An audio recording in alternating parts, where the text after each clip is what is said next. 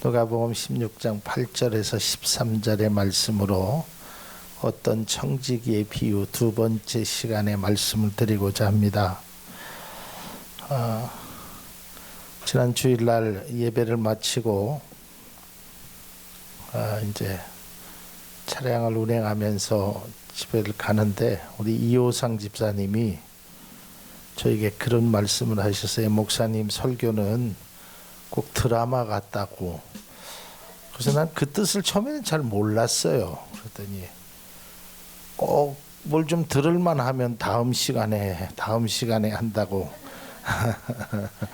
또 안수 집사님도 그런 이게 두 가지 이유입니다. 하나는 짧은 시간에 하기가 너무 좀 방대해서 그랬고요. 만일에 지난 주일날 우리 안수 집사님이 계속 하시죠 했으면 큰일 납니다. 제가 준비를 못해서 참 그동안 한 10개월 동안 저희들이 이제 비유에 대해서 이제 앞으로 비유가 나오면 한 2개 정도 남은 것 같아요. 제가 성경을 보면서. 근데 아주 제일 어려운 비유가 이 비유입니다.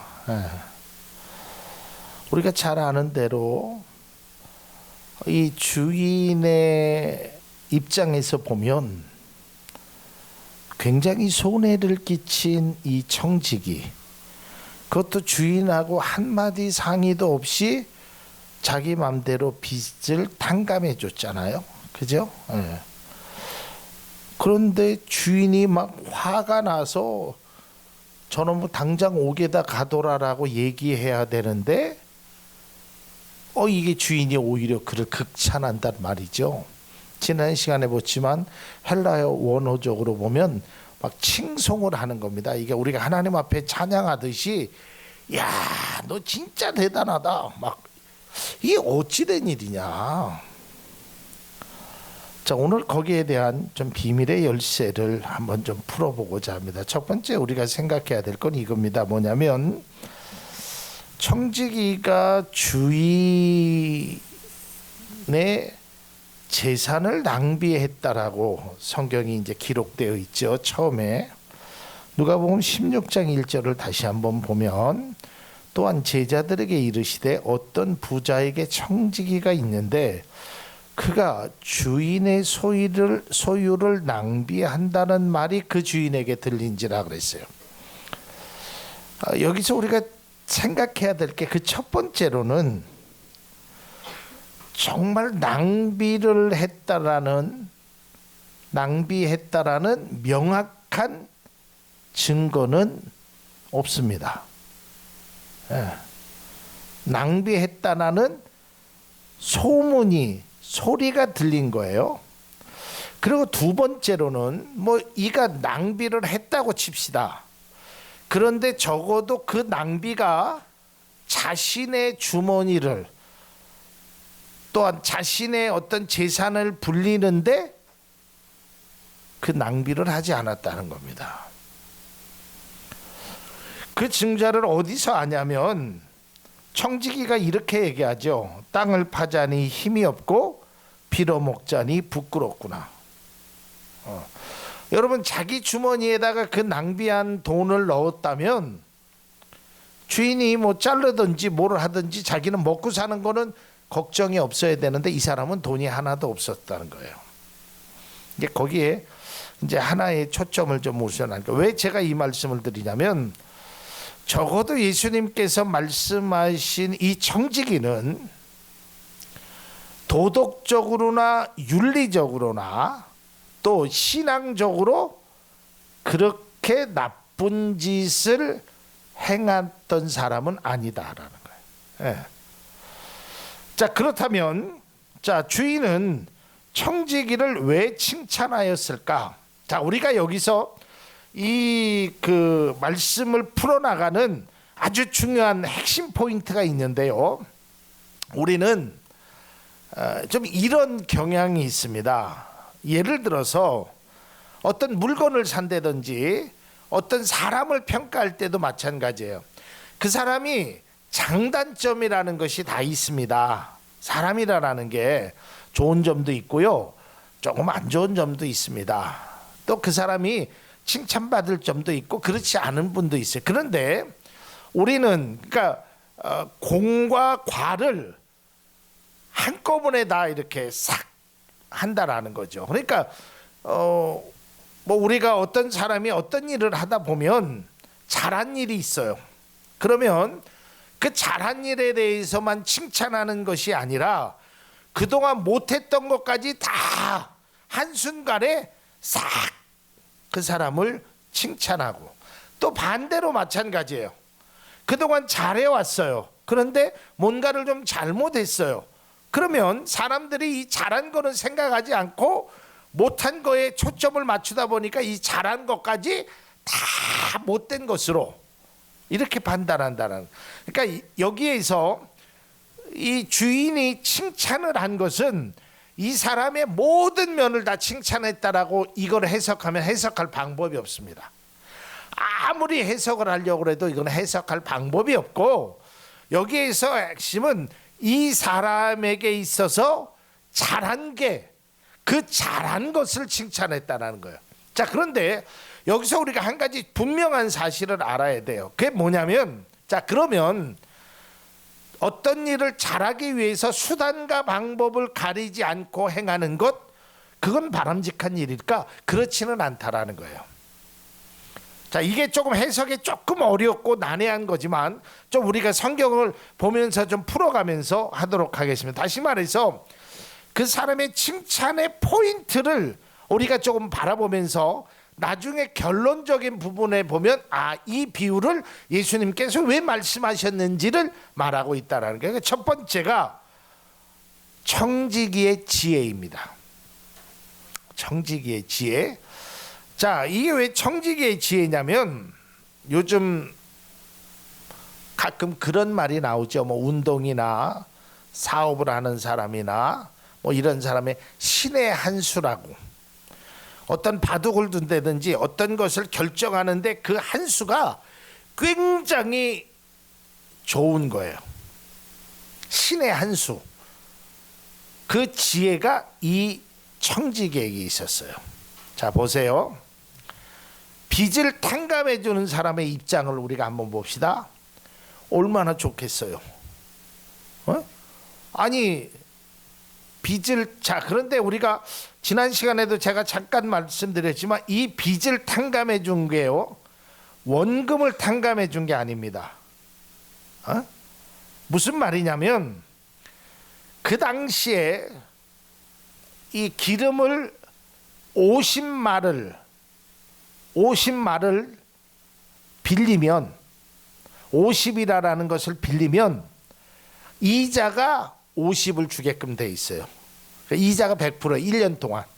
그러니까 50마를 빌렸는데 보증서에다가는 뭐라고 써?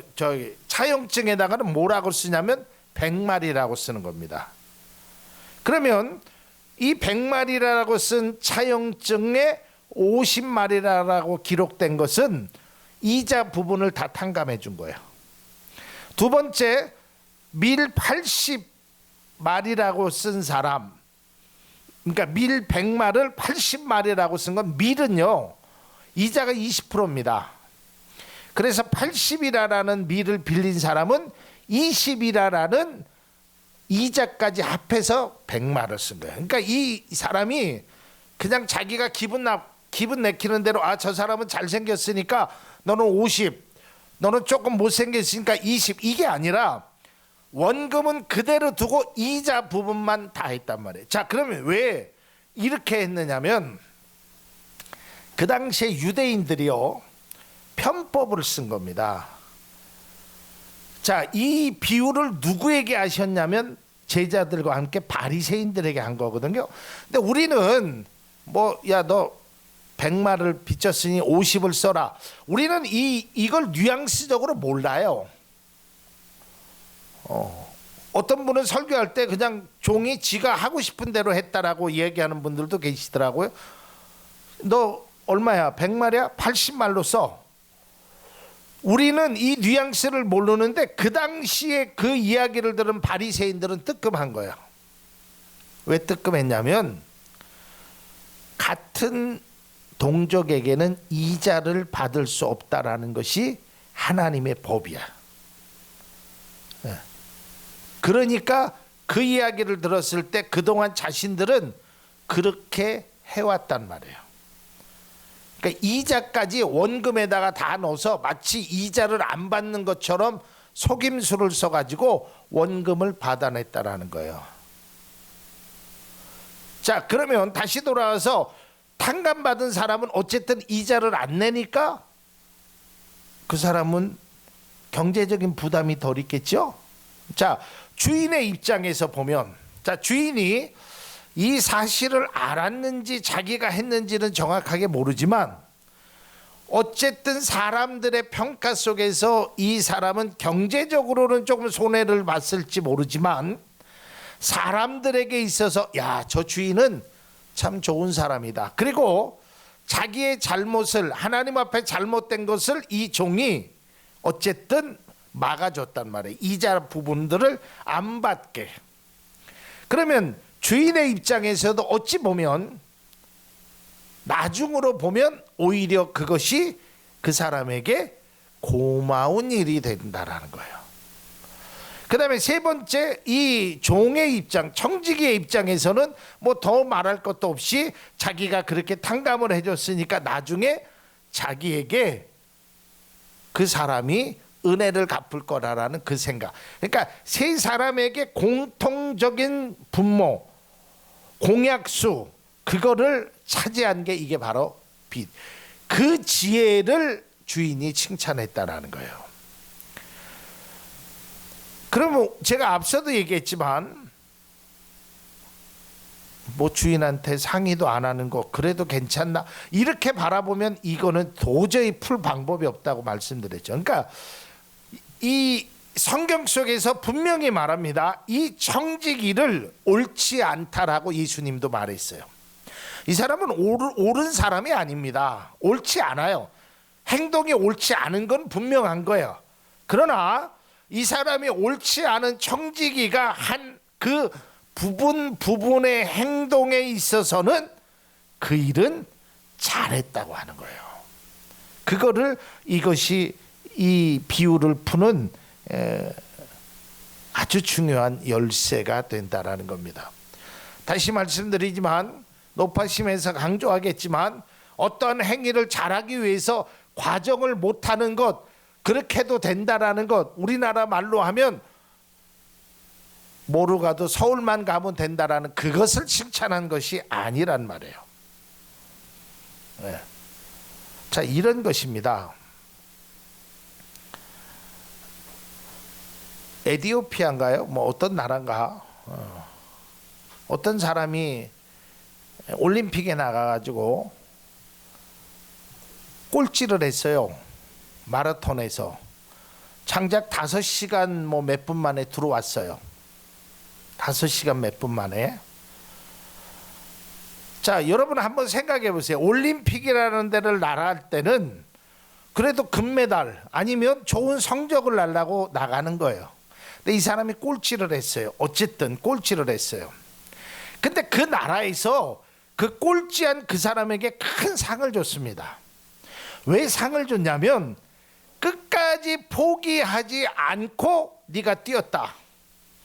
그리고 그 사람이 뭐라고 인터뷰를 했냐면 나는 내 나라를 위해서 뛴 거지 내 개인의 명성을 위해서 뛴 게 아니다.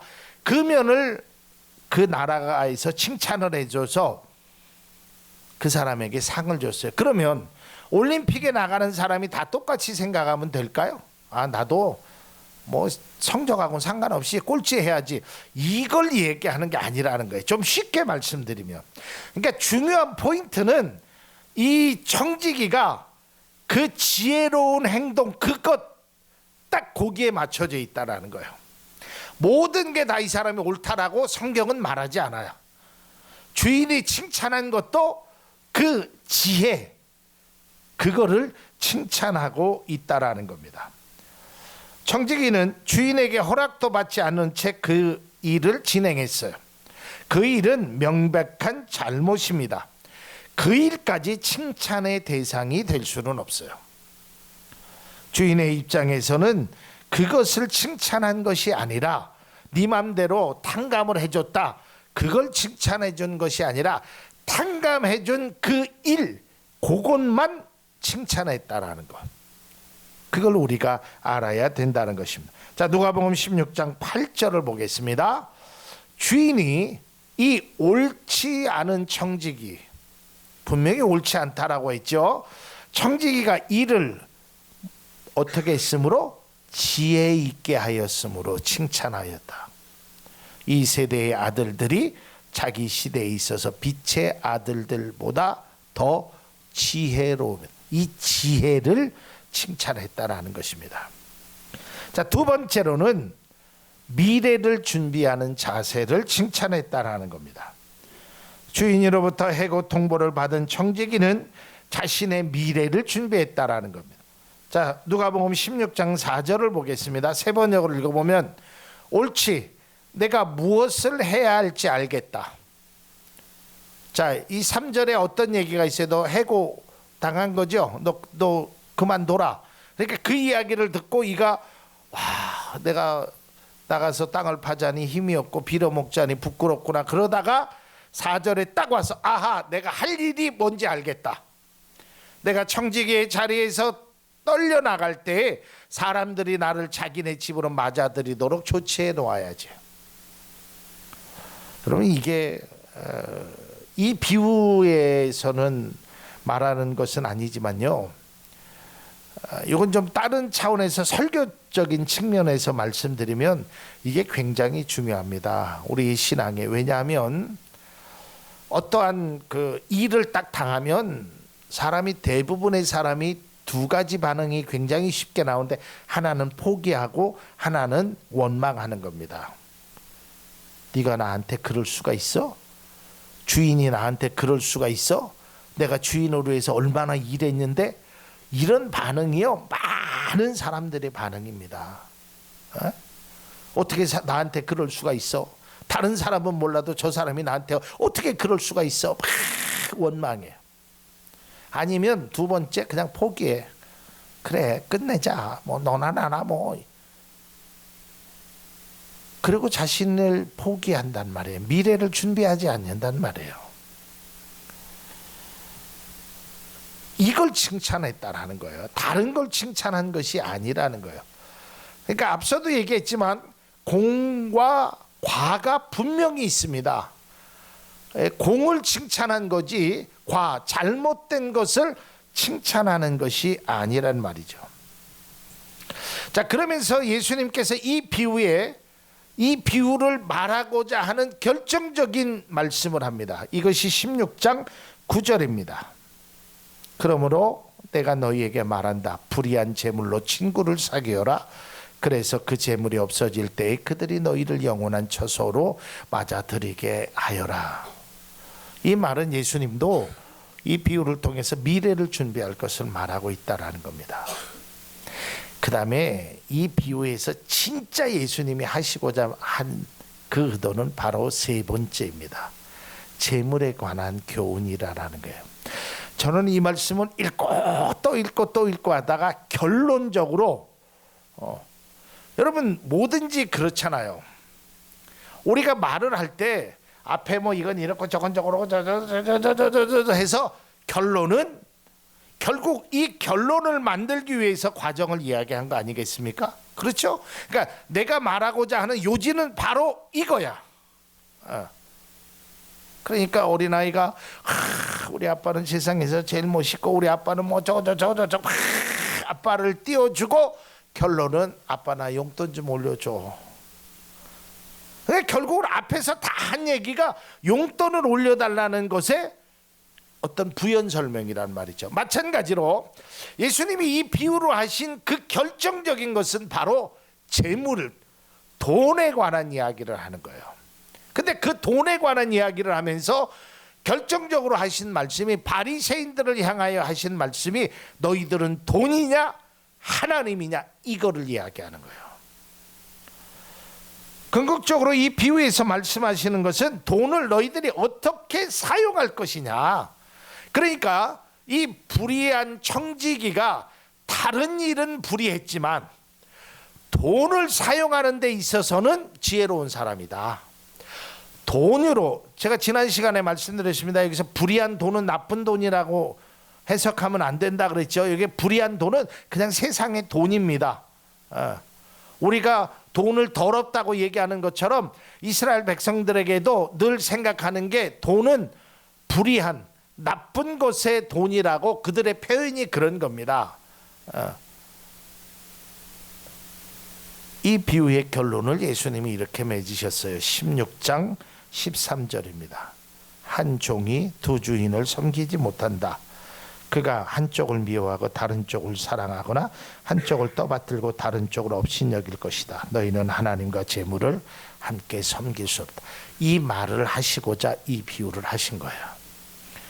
그러니까 여기에서 그 청지기의 칭찬이 뭘까? 우리는 자꾸 거기에 주안점을 맞추는데, 실제적으로는 예수님이 말씀하시는 유대인들을 향하여 너희들 돈이 그렇게 좋지? 너희들 그래서 네 동족들한테 100% 이자를 받고 그랬지? 그 돈 때문에 하나님을 버리지? 이 비유로 말씀하신 거예요. 그런데 이 청지기는 옳지 않지만, 너희들보다 옳지 않지만 돈의 만큼은 너희들보다 훨씬 더 지혜로운 사람이다. 이거를 말씀하고 있다라는 사실입니다. 청지기는 재물보다 사람을 택했습니다. 여러분, 탕감을 받은 이 사람이요, 진짜 돈을 사랑했던 사람이라면 이렇게 했을 겁니다. 진짜 나쁜 사람이, 야, 내가 너 50 탕감해 줄게. 그 대신 너 거기에서 10%만 놔줘. 보통 돈을 좋아하는 사람이라면, 정말 불의한 사람이라면 그렇게 행했겠죠. 근데 이 사람은 돈을 목적으로 하지 않았어요. 그냥 탕감시켜주고 그 사람과의 관계성을 회복시키는데 주안점을 맡았다는 거예요. 여러분, 오늘날에도 그런 일들이 많잖아요. 이게 설교석상에서 그런 말을 하기는 그렇지만, 예전에는 안 그랬지만, 예전에는 그랬지만 지금은 덜한데, 은행 같은 데서 대출 받으려고 해도 대출 잘 안 되면 은행에서 뭐라 그래요? 야, 내가 1% 이자 좀 싸게 해줄 테니까 거기서 소위 말하는 커미션 얼마 갖고 와, 이렇게 하잖아요. 근데 이 사람은 돈이 목적이 아니었어요. 이 사람의 지혜는 돈보다 사람을 택했다는 거예요. 이걸 너희들이 배우라는 거예요. 예수님이 말씀해, 왜 이게 그렇게 그 당시에 중요하냐면, 우리가 성경을 읽지 않았지만 그 다음 성경을 잠깐만 좀 보겠습니다. 16장 14절을 보면 이렇게 되어 있습니다. 함께 읽겠습니다. 바리새인들은 돈을 좋아하는 자들이라 이 모든 것을 듣고 비웃곤을 그랬어요. 그러니까 돈을 좋아하는 그들을 향해서 이 옳지 않은 청지기, 이렇게 옳지 않은 사람이라 할지라도 그런 일을 하는데, 너희들은 하나님의 백성이라고 말하면서 성경을 그렇게 연구하는 너희들이 그보다 못하다, 옳지 않은 사람보다 못하다, 이걸 말씀하는 거예요. 자, 그 다음 절을 한번 다시 보면 이렇게, 예수께서 이르시되 너희는 사람 앞에서 스스로 옳다 하는 자들이나 너희 마음을 하나님께서 아시나니 사람 중에 높임을 받는 그것은 하나님 앞에서 미움을 받. 진짜 예수님이 말씀하는 거는, 여기에서는 옳지 않은 청지기가 칭찬받는 거기에 자꾸 포커스를 맞추지 말고, 진짜 예수님이 말씀하시는 건 너희 바리새인들아 봐라. 우리가 이런 표현까지는 여기에 해당하지 않지만 우리가 가끔 그런 얘기 하죠. 야, 사람보다 이 강아지가 나아. 사람은 내 발자국 와도 관심도 않는데 얘는 내 발자국만 받고 그렇잖아요. 그리고 사람이 나쁜 짓 하면 뭐라 그래요? 저건 짐승보다도 못하다 그러잖아요. 사실은 그걸 얘기하는 거예요. 니들 그렇게 똑똑하다고, 니들 성경 말씀을 안다고 해도 저 옳지 않은 그 청지기보다 못한 거야. 그거의 핵심이란 말이에요. 그래서 그에게 그런 것을 칭찬했다라는 겁니다. 예수님의 마음을 제가 100% 이해할 수는 없지만 성경을 읽어보고 해서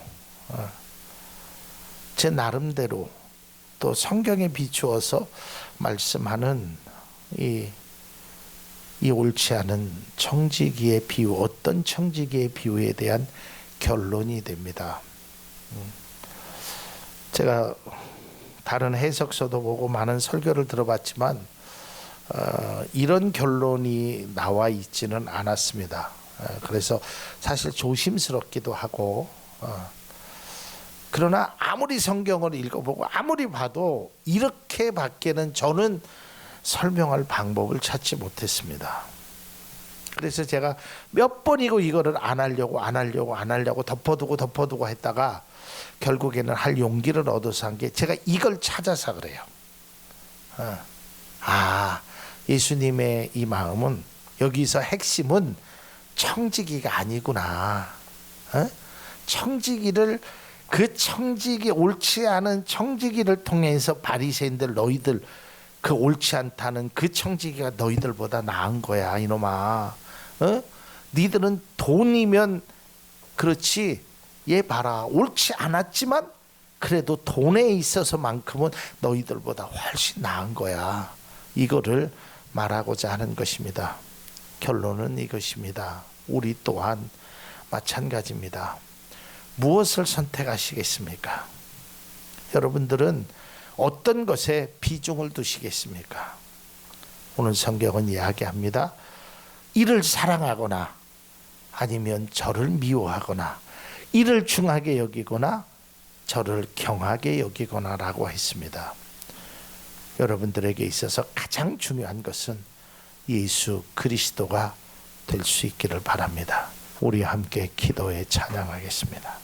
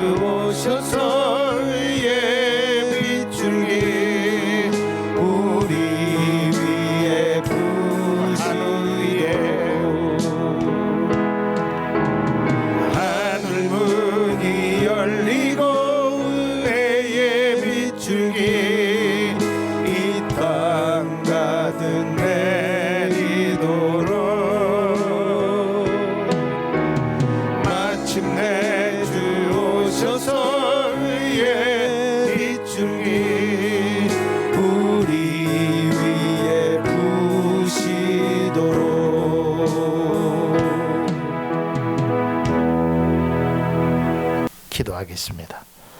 하나님, 은혜를 감사합니다.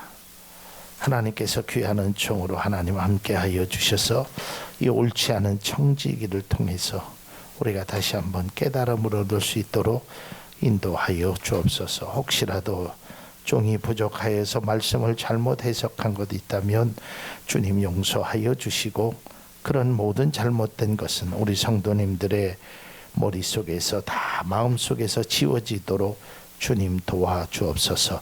귀한 예물 드리오니 하나님께서 받아 주시옵소서. 예수님 이름으로 기도합니다. 아멘.